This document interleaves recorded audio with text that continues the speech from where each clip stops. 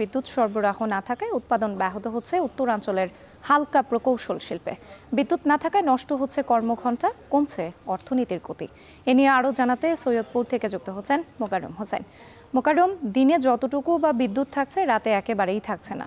সৈয়দপুরের কি অবস্থা? লোডশেডিংয়ের সার্বিক কি পরিস্থিতি দেখছেন?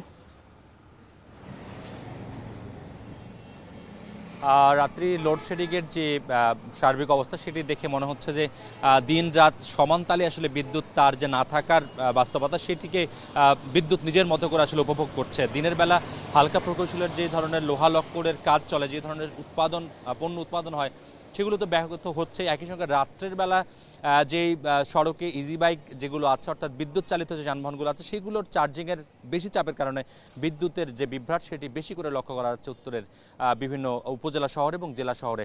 সৈয়দপুরের যে হালকা প্রকৌশল শিল্প আছে এটি মূলত প্রায় 1000-এরও বেশি হালকা প্রকৌশল শিল্পের যে বিভিন্ন ধরনের কলকারখানা সেটি আছে এবং এর অর্থনীতির আকার 300 কোটি টাকা। এই যে 300 কোটি টাকার অর্থনীতির যে একটা বড় বাজার, সেটিতে কিন্তু একটা বড় ধরনের ছন্দপতন দেখা যাচ্ছে সাম্প্রতিক সময়ের লোডশেডিংয়ের কারণে।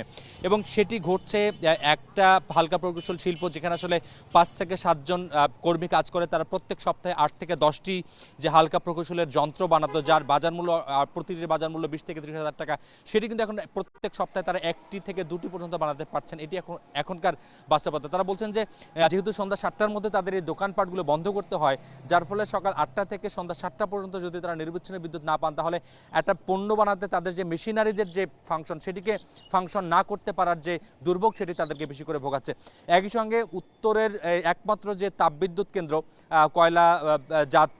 কয়লা দিয়ে যে বিদ্যুৎ উৎপাদন হয় সেটিও কিন্তু 3টি ফেজ আছে। সেখানে 525 মেগাওয়াট বিদ্যুৎ উৎপাদন ক্ষমতা রাখে, যেখানে একটি ফেজ 2020 সাল থেকে বন্ধ। বাকি দুটি ফেজে একেবারে খুঁড়িয়ে খুঁড়িয়ে বিদ্যুৎ উৎপাদন হয়, যেটি জাতীয় গ্রিডে ভালোভাবে আসলে সরবরাহ করা যাচ্ছে না। নানান কারণে জ্বালানি সংকটের মধ্যে বিদ্যুৎ যে বিভ্রাট সেটি যদি সমাধান করা না যায়, তাহলে এইখানকার অর্থনীতিতে মারাত্মক ধরনের বিরূপ প্রভাব পড়বে।